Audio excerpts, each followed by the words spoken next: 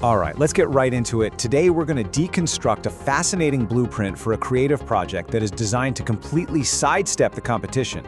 This is pretty much a masterclass in how to think about content today, so let's dive in.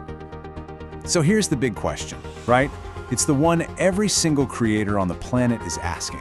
Whether you make videos, write books, whatever, you are swimming against this massive tidal wave of noise.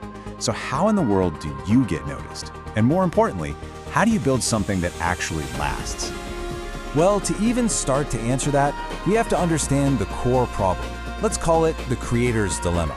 It's this vicious cycle of grinding and grinding, leading to burnout, and it feels almost impossible to escape. This quote just hits the nail on the head. So many of us are out there fighting for the same eyeballs. If you have a history channel, you're going up against giants with massive budgets. You're an architecture channel, you're competing with huge, established names. It's what people call a red ocean, an industry that's just bloody with competition.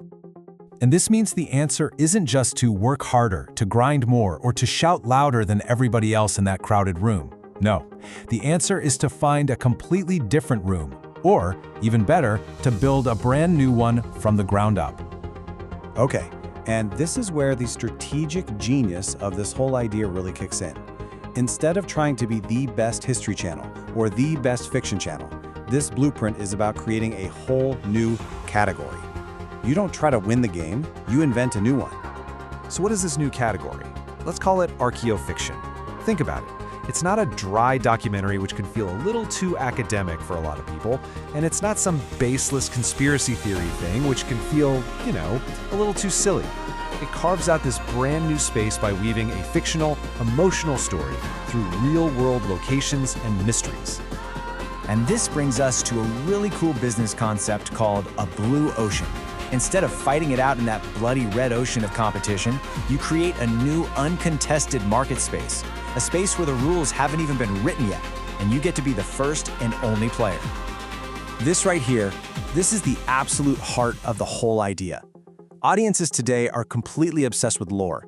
The deep, interconnected backstories of worlds like Game of Thrones or massive video games. This strategy takes that same human impulse and applies it to our own planet.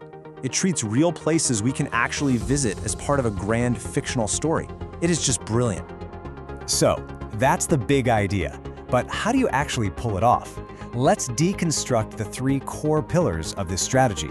These are the unique strengths, or what you might call unfair advantages, that make this whole thing so powerful and so hard to copy. First up, you've got expert credibility. The creator has an architecture background, right? So their fictional ideas feel like plausible engineering, not just wild fantasy.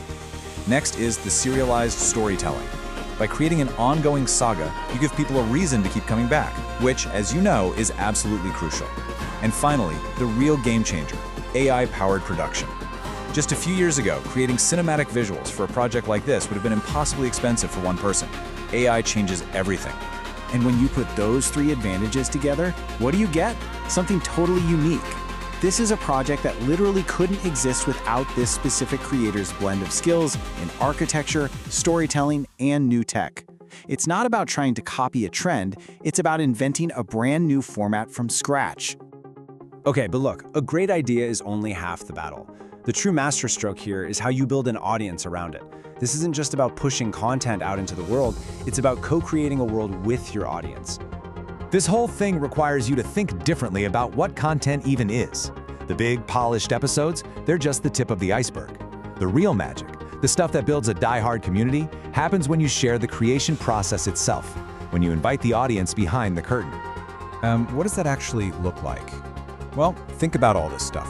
Instead of just going dark for a few weeks to make the next big video, you're constantly sharing the journey. You can run polls on character art, you can share your research notes, you can even let the community vote on what a key artifact should look like. Every single one of these becomes its own little piece of content.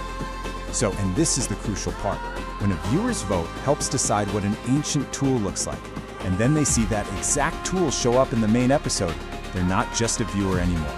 They're a co-creator. They're invested. They become an evangelist for this world that you are all building together. Of course, no plan is perfect. Even the best blueprint has potential weak spots. But a truly smart strategy doesn't just hope for the best, it actually anticipates the risks and plans for them from day one. So there are two major pitfalls to watch out for here. First, there's the hoax perception. What if people mistake your story for a factual conspiracy claim? That could destroy your credibility. Second, you have the episode 4 drop-off. With any ongoing story, how do you get a new person to jump in on a later episode without feeling totally lost? Well, here's the good news. The solution to both of these big problems is actually the same thing. It all comes down to how you frame the content for your audience, right from the very first second they see it. It all comes down to being proactive. To avoid that hoax problem, you brand everything, and I mean everything, clearly as historical fiction. The channel name, the video titles, it all has to scream, this is a story. You're just inviting people to explore a what-if with you. And to solve the new viewer problem, you make sure each episode tells its own smaller, self-contained story. A new viewer might not know the whole saga, but they can still enjoy that one episode's conflict and resolution.